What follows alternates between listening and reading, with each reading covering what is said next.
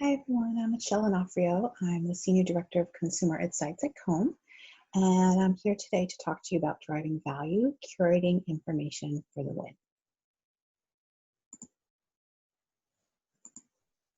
So today I'm going to talk to you about being the research ambassador among your business partners, how to elevate qualitative research in the minds of the business leaders in your organization, connecting the dots and data, cross-pollinating research across brands, and implementing systems and processes to streamline information sharing. So being on the corporate researcher side, it's really important for us to have that great information about our consumers, and it's critical for us to add value to the organization. And this value is not only to the organization, but to the end consumers we're serving. In this time of COVID-19, understanding the consumer is even more vital. So I think this presentation hopefully will be even more helpful right now. And I know I've actually changed some of it based on where we are today. The added challenge we have right now is that dollars are hard to come by right now. If your budget hasn't been cut, that's probably unusual. And there's a greater need for understanding in terms of consumer behavior, consumer attitudes, and beliefs. So being on the corporate research side, what is kind of our mission? And we need to understand and define the challenges at hand for our businesses, pick the tool or tools we need to use, run the project with a trusted strategic partner, get the results, interpret those results. What do they mean? How do they relate to what we already know? What questions didn't we answer, and why didn't we get answers to that? That's interesting in and of itself. And what new questions arose from what we learned? How should we use those findings, and actually getting people to use them? And this is something that's happening, multiple projects, multiple needs at the same time. So we're juggling a lot. And trying to stay on top of everything and make everybody in the organization feel informed.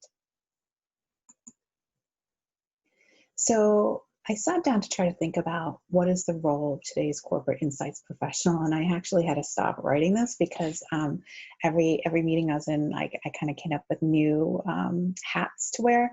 So if you think about it, it's everything from the voice of the consumer, detective or forensic science, so digging in and understanding why, advocate, so an advocate of the consumer, an advocate of the brands, a psychologist, a gardener, and I'll talk a little bit about that, a librarian, arbitrator in terms of needs and wants and priorities, a historian, a storyteller, a therapist, archaeologist, ambassador, translator, hostage negotiator, something that's come up recently, curator, and teacher. So there's a lot we're trying to do and manage our team and our side to make sure we're learning and we're moving the organization forward. So one of the topics of the session is about being the research ambassador. So if you think of all those hats I just mentioned, we have a very unique and I think a privilege of living and breathing the voice of the consumer and bringing that voice alive and bringing her or him alive in the organization to be that advocate. When we think of what's going on in the organization, the day-to-day demands that the marketing team, the sales team, whoever you're working with, leadership, defer from them to being so consumer focused every second of every day. So we need to make sure they're thinking about that. What complicates this more is we have so much data and information, whether it's quantitative or qualitative, that how do we start to think about and curate and send that information out in a way that's usable as well as bite-sized pieces that our audience internally can absorb and relate to and actually do something with. So getting actionability and context from that. One of the big things I think is so important is connecting those dots. So I'm going to talk about this in a few minutes, but how do we take everything we know, we talk about having all that information and kind of put it together in a way that has a picture. So you see those dots and before you can really see the picture. Having that ability to help the team through that is really important. and really inspiring and empowering that consumer first culture. And I really like this quote: rowing harder doesn't help if the boat is heading in the wrong direction. So as a research ambassador, you want to be helping them really keep the insights, the consumer, what we're trying to do in mind as we move forward. So there's a lot of pieces to the puzzle if you think about it. What do we know? So oftentimes we've done research before on a topic or category that we're working on. So what do we know? I can speak from my personal experience. There's been oftentimes a lot of turnover in marketing. And in my last role, I was there for almost 10 years. So it had several different brand managers, brand team members rolling over in the organization. So they might not know that we have data already. So how do we let them know what we know so that we do research? We're not getting that same information, but we're building on it. What's happening in the marketplace? What's happening with competition? What's that context that's going on? What's happening in the world of trends? What's in the zeitgeist? So what are happening in so much right now in terms of values, beliefs, norms, and new norms? And then, we get these results back from the project. What do we learn? What's still unclear, as I mentioned before? What new questions or hypotheses did we have? So it's how do we take all this knowledge we have into account through the process and really, again, connect the dots. So this is a picture I love. If there are other Wee Herman fans out there. So if you remember Wee Herman, he always had a, and I'm not going to, well, I guess I could sing it, connect the dots, la la la la, session on his show. And it was all about showing kids how, it's like seeing the forest through the trees. So there's dots, and what would that picture be? So to me, that's so important. I can give some examples of how that's really helped for me. It's the power of those dots connecting together. So for example, working in a category for skincare. So there's a lot we know. We've done a lot of work. We have qualitative and quantitative work. We know how consumers are feeling about their skin, and that's changed over time. We know what's happening in the marketplace in terms of what's being offered, what different brands are doing. How has direct to consumer come into play? How has, such as, the bigger players out there, maybe an Avon, did that used to play in? How are consumers showing their bodies? So what's happening in trends around tattoos, around fashion? How are consumers feeling if you think about skin color and showing off their skin and having the best skin? How are they feeling about skin health in the time of COVID? What does that mean? So as we take all those pieces together, right, and we start thinking about that and we think about the research, it's taking all those inputs together and coming up with a bigger, better solution. And that's really the power of connecting the dots. And that's something I think that oftentimes we feel rushed, that we don't have enough time to do. But I would say in my experience, thinking about this and what needs to be done has been a critical part to success in the organizations that I've worked. And it's really taking that pause and it being, again, the ambassador to say, okay, what do we know? Again, back to that chart of kind of like the Jenga blocks. What do we know?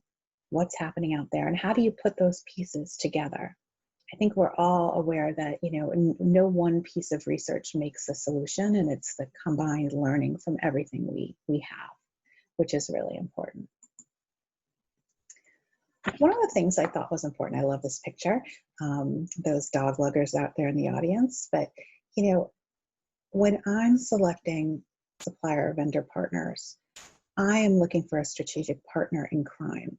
So if I think of my career and I think of, when, maybe 15 years ago, I was at Unilever, there was a huge insights organization there.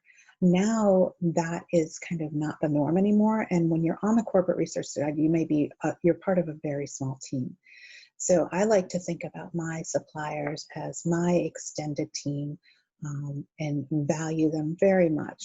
So I look and projects I've worked on in the last year with my partners to have them as a partner in crime. And I think the first part of that relationship is sharing what I know with you, with that supplier. And I think the onus is on us. This the Your partner can only be as smart as the information that you give them. So to me, I feel like it's almost like doing a bit of we used to call it a rewind or an audit of what we know. So if I'm starting out a new project to understand, skincare in the time of COVID, I would want to share what we know, what were the hypotheses we had in the past, what facts do we know, what beliefs did we have, so that we have some context in what we're doing. So I think that's important first and foremost. I think what's great about a partnership is what can the supplier bring from their side? And again, without asking anybody to break confidentiality, but what learnings or thoughts or ideas can you bring to the table to be part of that process? My very first job out of college in market research was on the supplier side. And I know one of the reasons why I switched over to the client side was you were just working on a project and you had to hand it over to someone else. And I was so curious to see, well, how did they take it forward? What did they do? What were next steps? And to me, I feel like that's such a value that a partner can bring, and have that vested energy in the project and in the organization, the relationship you're building. What are you reading, seeing, doing that is relevant to a challenge? So there's so much going on, things that are interrelated. So again, if we were to use the skincare example, what's going on in sanitization, hand sanitizer, things like that. What's going on with masks, consumers wearing masks, and how does that impact their face? How does that impact how people are communicating when they're out in public and have to wear masks? So what are some of the things that are impacting people when we think about it? So that would be kind of the context and discussions that I think would be important. What connections do you have that might shed light in a new way? One of the really cool things with one of my partners was just talking about some of the challenges we had and some of the connections he had in terms of a specialty group of people who were kind of cutting edge on a topic we were looking into, and bringing that into the mix, having that new perspective. And last but not least, what new tools or experiments can we try to think outside of the box? So to me, I'm always open. Like, how could we do something different? And if you think about it, so it's like, how do we customize each project? So thinking about qualitative, it's something basic, you could say, to doing a journal and really having the consumer write something down, or the picture in the middle of the kids. So really showing what is it like at home when you're trying to bring the groceries back in the house. And if this was the life before, how does this work post-COVID when you might need to wipe everything down? How are you handling that? What's going on in chat groups? So if example, we were talking to people who have eczema, what's going on right now in the world of eczema with COVID? So what are we hearing from that? What are we seeing in terms of searches with Google Trends? So how can we look at that and get some understanding? I always use LinkedIn a lot. What's being read? What other vendors are putting things out there? What point of views are out there from experts? And lastly, finding out whether it be from maybe your consumer relations team internally, or whether it's internal, external, or ratings and reviews. What are people getting frustrated with? Where are the problems? These are just examples of ways to dig deeper and to really get more insights. I think what's so important when we're doing qualitative projects, it's such, to me, a privilege to be able to have consumers tell you what they think. And I know myself, it's nice to have creative tools to use to get them to think in new ways or articulate in a way maybe they couldn't do just verbally. So to me, that's really important. And how do we work on that as we're working through a project? So take it a step further. If you think about what I was mentioning before, growing a garden. So talking about being a gardener, one of the things when you work in an organization, in my last role, I had 2 different business units, and there's learning going on all the time. And as a research ambassador, I feel a bit of fiscal fiduciary responsibility to get the most out of those findings, right? So let's say, making this up, we did a piece of research with Gen Z consumers for, one business, and we had some really great learnings. Now that would be specific for that business's challenge or problem it had, but how might I take some of that learning and spread it within the organization? And I also think not only just growing the garden and facilitating that and cross-pollinating, but getting people engaged and having a dialogue about what we're hearing, not just within the project group, but maybe a broader team. So that's where the curation comes in. I think it's super important, again, data and insights, and whether it's qualitative or quantitative is such a powerful tool. And there's so much of it. So I feel a responsibility to curate that information. And again, it could be from the research we've done. So what did we learn? It could be from what's going on in the news and, regulations, whether it be, again, thinking about healthcare and healthcare reform and how that might impact consumers and how they buy our products, competitive intel. We know that if we see that our competitor is starting to play in a new space, how might that impact us? And that cross-business learnings. There's so much we could share that it is kind of overwhelming. So how do we put some parameters around that? So I can only speak to my experience. So some of the things in my toolbox that I've done is create a library. So there's a lot of research that's done. How do you create, and we did this in Microsoft Teams, a library where the team could go in and browse and look. And there's a lot more sophisticated ways that it could be done. We're looking at different ways. We were looking at how to make it more Google-like in terms of being able to search in that way for questions. So how to make the repository of information that we have, whether it be syndicated research, custom research, quant, accessible and democratized across the organization. I think everybody should have access to that. Anybody in any role could take advantage of that. Also beyond that, what are consumers saying outside of our research? So how do we bring some of that in? I mentioned earlier about consumer relations. So you have consumers calling in, whether it's internal or external, to consumer relations, customer service, whatever your organization calls it. And they're giving feedback. So why not use that? What are you hearing? And it's not always problems. It could be about how much they love your product or what your product has done for them. And I think from my perspective, curating that has been quite valuable. Whether it's, the obvious thing is problems that pop up, but I also think it's a way to convey brand love within the organizations. So how do you take some of those quotes and share it out? We've done that with our intranet portal. We had, you could use a tool like Yammer, which is kind of like Facebook for within an organization.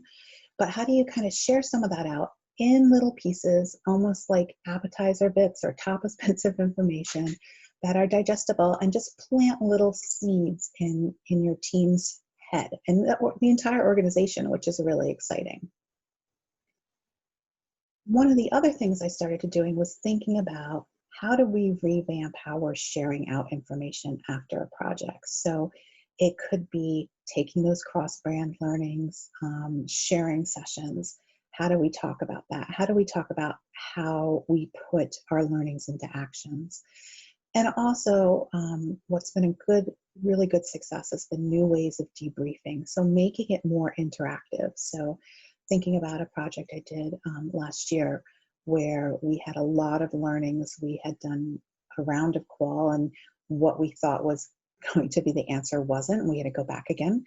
But how, we set up a session with the core team members of debriefing, asking them what they heard, what did they take away, what did the moderator hear, and kind of come together in terms of what are those hypotheses before we went into the next round. And we did the same sort of experience afterwards. And I think it's just how do you engage your audience inside and really being a part and embracing that. I think one of the proudest moments of my career was sitting in a strategy meeting and having someone on the team speak up when an idea came up, and they said, based on the research we've done, and think about our target consumer, Clara, and Clara would never ever like this. She would never like to be spoken to this way.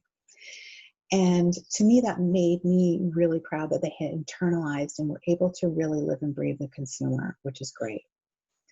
And, thinking about it, how do you encourage that curiosity within the organization?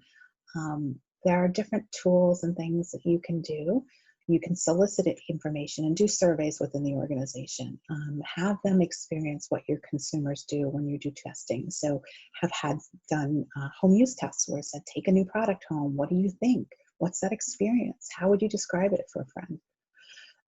Also things like an insights challenge. One of the things we had done a few years back was saying the Super Bowl. Think about the Super Bowl and how much work goes into those ads.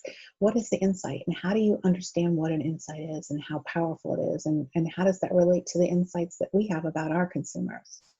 So some really trying to kind of think in a new way and act in a new way. I think the role of the corporate researcher has evolved, which I'm very excited about. It's an opportunity for us to step up and show up in different ways in order to get that value and drive the value of the consumer and what she or he is saying throughout the organization.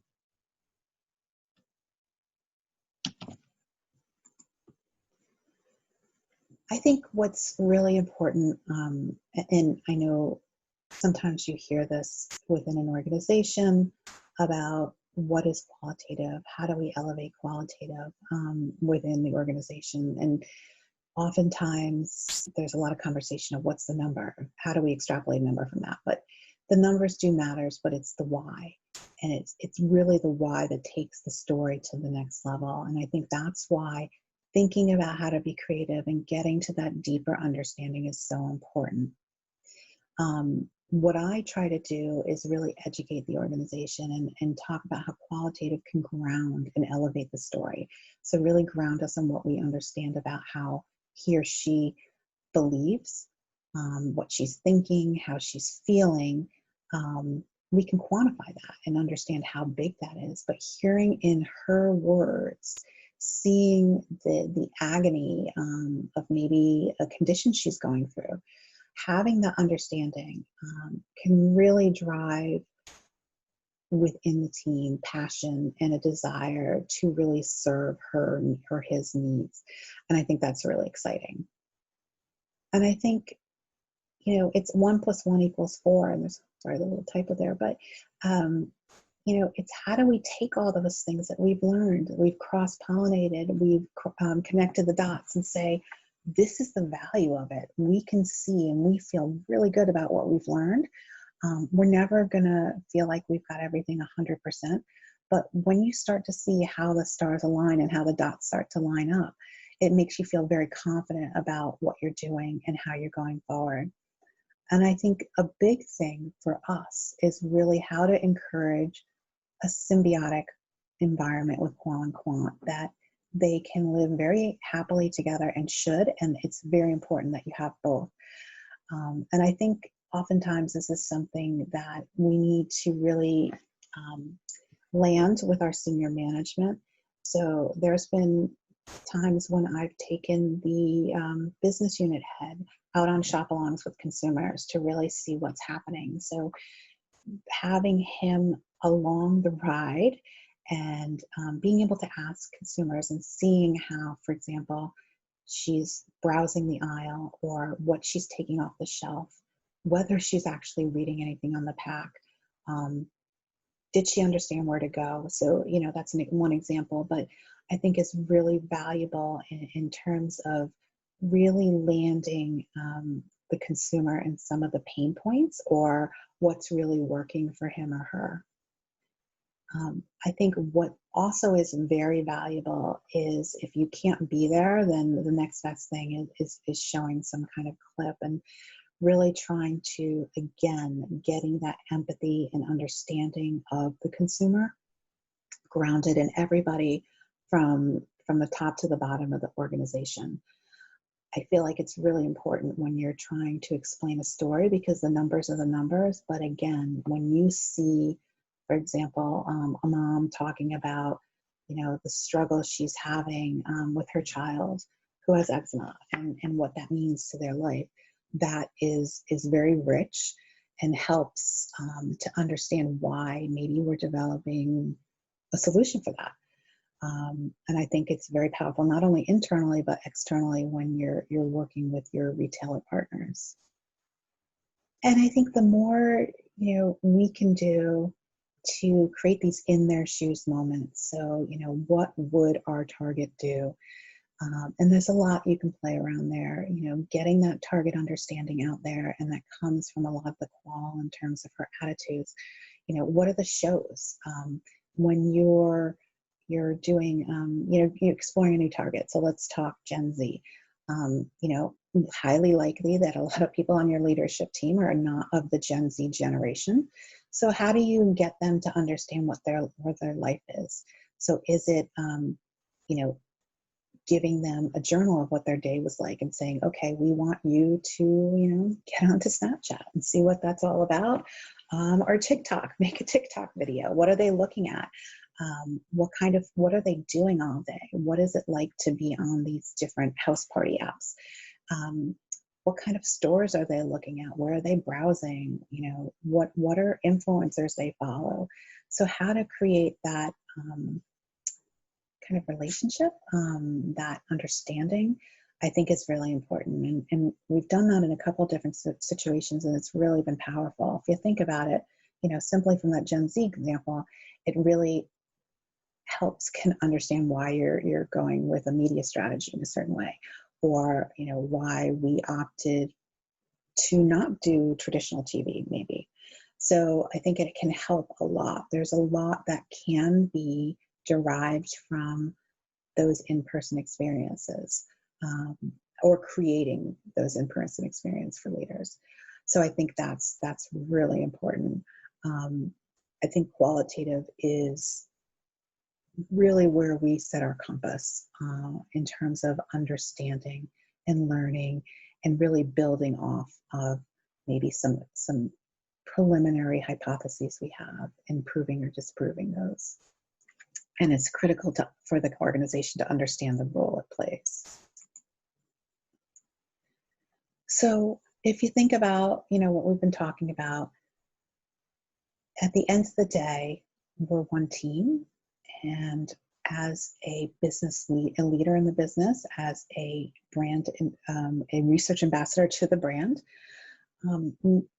I want to increase and champion the value of our learnings. Garbage in, garbage out. We are doing a lot. Again, how do you curate that information out? How do you, in a way, again, without drowning everybody, creating those little appetizer bits of information that kind of get people thinking in a new way, or having a dialogue about something they hadn't thought about before? How do you create democratization of the information? How do you have the ability for the team to go and look and explore on their own? So how to empower them, I think, is really important as well. And that could be through the library. It could be through other tools, but how to really empower them, how to encourage them and train them to say, okay, how to create an experience for you if we're not doing traditional qualitative, how do we create that experience for you? What are you looking to understand, and how might we work together to do something maybe less formal?